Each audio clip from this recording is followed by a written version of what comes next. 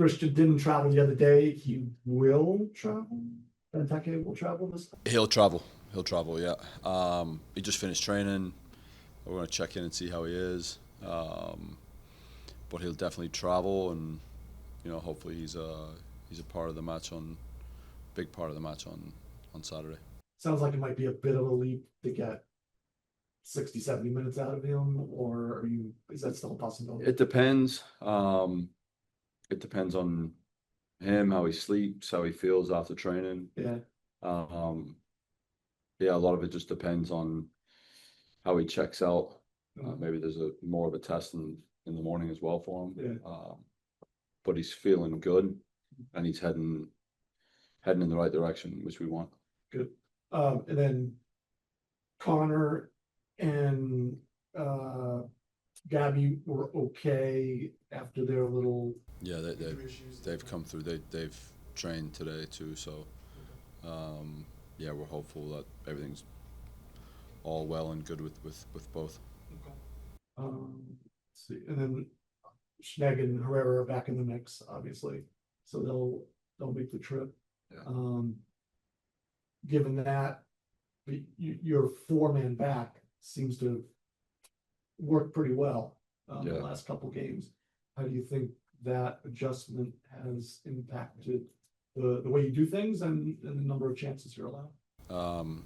I think the way we've set up the past 2 matches has just provided a lot of structure to how we want to defend, and just limiting space, gaps between the lines has helped us become more difficult to play against, and we're trying to limit the opponent to big chances. So I feel like we've been organized quite well for the most part, but there's still moments that we're looking at and areas where we can make big improvements in terms of now when we find that defensive structure, just the details within it. How would you describe the level of fatigue or the resiliency now, given all the travel, the away games, and obviously the stress of what's been going on off the field? Yeah, I think with the amount of games that we've been playing and the travel,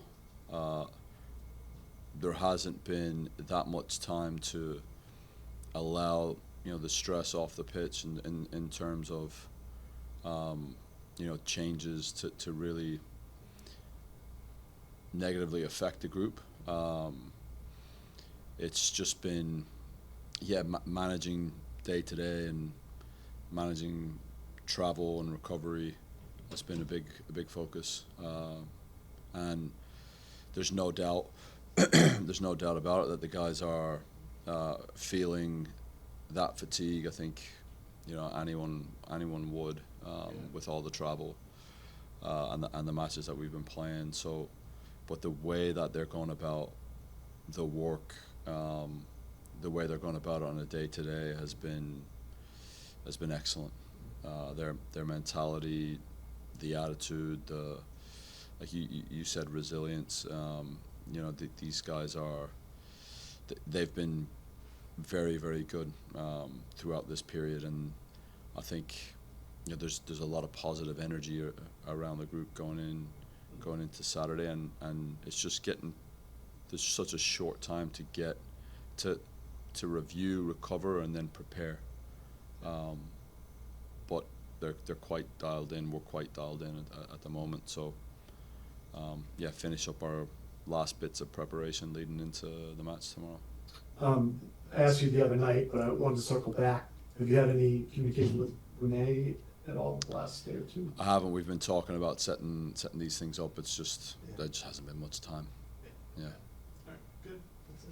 Great. Brian, if you want to go to Zoom now. Yep. We'll start with Dave Johnson. Hi, Kevin. This schedule has been, crazy as you're trying to sort things out. Have you had a chance to breathe a little bit and assess things? Because you go from Nashville to LA to Charlotte, it seems like it's tough if you're trying to manage everything. Now, how do you feel right now about this team? Yeah, it's been very busy. There's no doubt about it. But in terms of, I think next week, once we get through the match tomorrow, we can slow down a little bit and start looking at some things in more detail. But it's been very busy, and our support staff at the club, the leadership at the club, the players, everyone's been on top of things. When you're in these moments, it's important that everything else is very well organized, and there's no guessing in those circumstances. So yeah, it's just been, the past week has been just heavily focused on preparation for matches on off the pitch, and then reviewing games and recovering as best we can, and then preparing for the next match. So that's been largely just a large part of the focus. And you mentioned, less predictable to play against as you get the defensive structure right. Can you give some just thoughts on how, this team can be more dangerous on the attacking end? Yeah, I think a healthy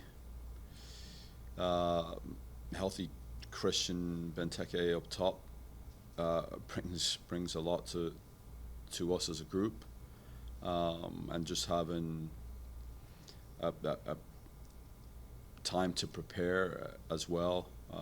But and the fact that we've been on the road, you're going to set up differently on the road than you will at home. So just getting through this period, and looking at some areas where we can improve in terms of going forward, and being creative, and creating attacking chances, and it's something that we're going to dig into a bit next week. But there's definitely more to us from an attacking standpoint, and I think with that structure now, from a defensive standpoint, I think we'll start to see more chances on the attacking end of the game.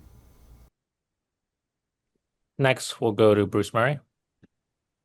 Hey, Kevin, thanks for the time. You and I talked last week about Gabriel Pirani maybe creating a more of a role for chances that he can, because, he almost had identical goals back to back in 2 games. Is there more opportunity for him to attack those spaces like he has the ability to do? Because obviously when he does, United is a big benefactor. Yeah, within how we want to play, he's definitely a player that we want on the ball as much as possible in space with time, and then we'll see his quality continue to come out. He's in a good moment. He's enjoying his football,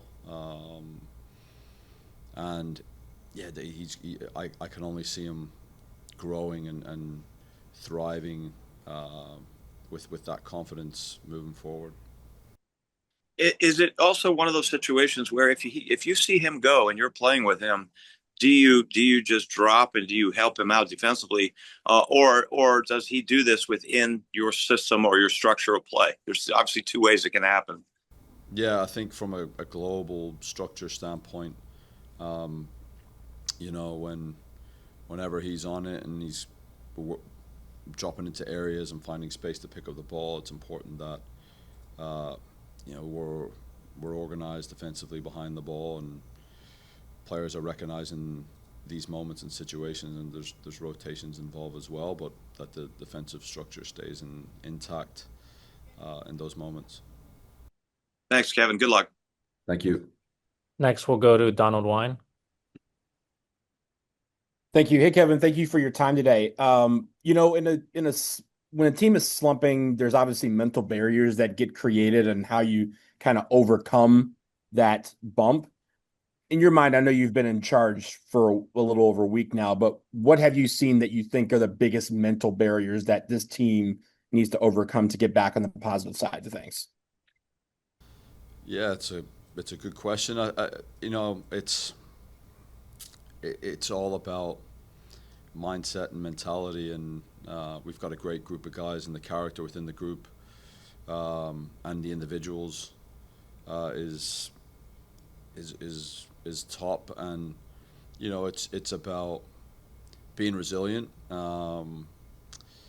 staying focused, and having that growth mindset as well, in the sense that knowing we can improve, identifying areas where we can improve individually and collectively, and just constantly learning throughout that process. So it's frustrating for everyone at the club to be in a moment like we're in, but the characters we have in the locker room are, yeah, there's just great guys in there, and they've been in situations like this before, and their mentality and attitude at the moment is in a place where they know, hey, we need to, we need to pick it up, and they know what's necessary to do that. So it's keep driving on, and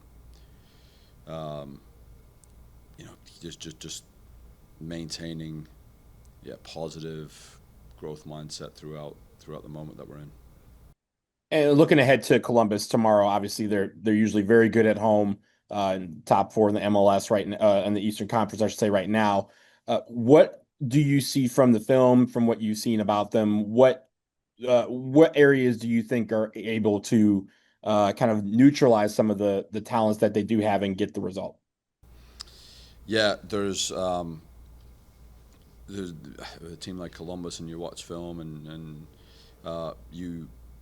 there are many areas, so it's important that we're aware of everything that they can't do, and the individual players within their system. So there's a lot of create a lot of problems in possession, and if you start to solve those problems, they'll adapt and shift, and that's just the quality that they have, and their understanding of their game and their system is they're very adaptable and creative in solving problems. If you stop them from doing one thing, they can do many others. So it's just, for us, it's about being aware, it's about being organized and switched on for 90 plus minutes, and then working together to solve problems, and being adaptable ourselves from a defensive standpoint. Thank you. Thank you. And we will end it with Dennis Gomez. Thank you, Brian. Thank you, Kevin, for your time. I just want to ask you quickly about your coaching career, and can you tell us a little bit more about coaches that have influenced your approach to the game? Yeah, look, I've got a 20-plus year career coaching. I'll refrain from naming names from a mentor and influence standpoint, because I know I'm going to miss somebody. But it's as a coach, you're a constant learner, and it's important that you have a growth mindset yourself, and as you're around other coaches in the industry, that you're bouncing ideas off each other, and there's a large, close-knit network of coaches in our country, and the ability to learn from each other is always there, and most every coach I've come across and been around are open to sharing ideas and chopping things up, and